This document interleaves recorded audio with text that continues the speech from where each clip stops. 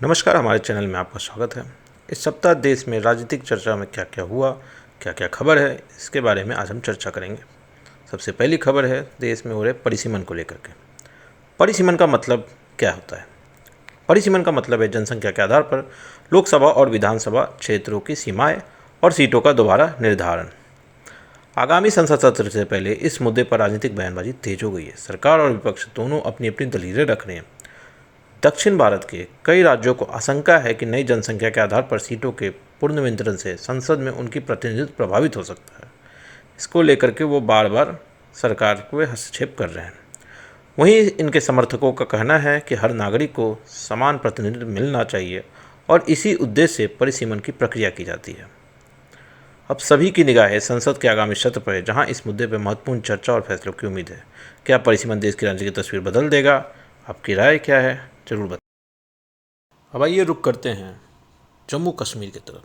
सवाल ये है, क्या जम्मू कश्मीर को फिर से राज्य का दर्जा मिलेगा? 1947 में भारत में विलय के बाद इसे अनुच्छेद 370 के तहत विशेष दर्जा मिला, लेकिन 2019 में मोदी सरकार ने, चूँकि मोदी सरकार के मुख्य एजेंडा था कि कश्मीर से 370 हटाएंगे, तो 2019 में यह विशेष दर्जा समाप्त कर जम्मू कश्मीर को केंद्र शासित प्रदेश बना दिया। मामला सुप्रीम कोर्ट तक गया। फिर 2023 में सुप्रीम कोर्ट ने इस फैसले को बरकरार रखा और कहा उचित समय पर राज्य में को दर्जा बहाल किया जाएगा। फिलहाल मामला बहुत गर्म है। जम्मू कश्मीर में एनसीपी लगातार इस मांग को लेकर के केंद्र के ऊपर मांग कर रही है कि हमें से राज्य का दर्जा मिले। हालांकि इस संसद में इस पर विशेष चर्चा होने की बात है, जबकि राज्य का दर्जा वापस देने की मांग लगातार जारी चल रही है। देखते हैं इस संसद में जो आगामी जुलाई में शुरुआत होने वाली, इसमें क्या होता है। अब आइए रुख करते हैं देश में हो रहे 3 राज्यों में उपचुनाव को लेकर के। इसमें जो सबसे चर्चित राज्य है वो है बिहार का बांकीपुर विधानसभा सीट। यह लंबे समय से भाजपा का मजबूत गढ़ माने जा रहा है। इस सीट पे चुनावी मुकाबले में नया मोड़ ले लिया है।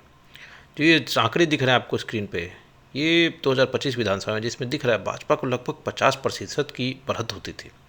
बीजेपी ने पहले अभिषेक कुमार सिन्हा को उम्मीदवार बनाया था, लेकिन उन्होंने नामांकन भी दाखिल कर दिया, लेकिन अगले ही दिन उन्होंने पारिवारिक कारणों से हवाला देते हुए अपना नामांकन वापस ले लिया। इसके बाद भाजपा ने डैमेज कंट्रोल करते हुए नीरज कुमार सिन्हा जी को, जो कि वहाँ पे एक युवा नेता हैं, उनको उम्मीदवार बनाया। इस बीच जन स्वराज के संस्थापक श्री प्रशांत किशोर जी ने भी चौदावन मैदान में हैं, जिससे ये मुकाबला पूरे बिहार का सबसे चर्चित राजनीतिक लड़ाइयों में शामिल हो गया। अब देखना यह रहेगा कि क्या भाजपा अपने मजबूत शहरी गढ़ को बचा पाएगी या यह उपचुनाव बिहार की राजनीति के एक नई समीकरणों की शुरुआत हो। अब आइए रुक करते हैं महाराष्ट्र की राजनीति पर। महाराष्ट्र की राजनीति में एक मुलाकात ने सियासी हलचल तेज कर दी है। राष्ट्रवादी कांग्रेस पार्टी शरद पवार गुट के प्रमुख शरद पवार और महाराष्ट्र के उप मुख्यमंत्री एकनाथ शिंदे की हालिया मुलाकात के बाद राजनीतिक गलियारों में नए समीकरणों की चर्चा शुरू हुई। इस बैठक के बाद विपक्षी महाविकास आघाड़ी के भविष्य को लेकर कई तरह के कयास लगाए जा रहे हैं। वहीं शिवसेना उद्धव बालासाहेब ठाकरे के गुट के कुछ नेताओं ने इस मुलाकात को असहजता जताई और इसे विपक्ष के लिए चिंता का विषय बताया। हालांकि शरद पवार की ओर से किसी नए राजनीतिक गठबंधन या महायुति में शामिल होने की कोई आधिकारिक संकेत नहीं दिया गया। अब सभी की नज़र इस बात पर है कि क्या यह मुलाकात सिर्फ राजनीतिक शिष्टाचार थी या फिर महाराष्ट्र की राजनीति में किसी नए समीकरण की शुरुआत है। फिलहाल आधिकारिक तौर पर किसी भी नए गठबंधन या राजनीतिक बदलाव की पुष्टि नहीं हुई है। ऐसी सटीक और भरोसेमंद राजनीतिक खबरों के लिए जुड़े रहिए हमारे चैनल के साथ और हमें लाइक करें, सब्सक्राइब करें, शेयर करें, हमारा सपोर्ट करें। नमस्कार।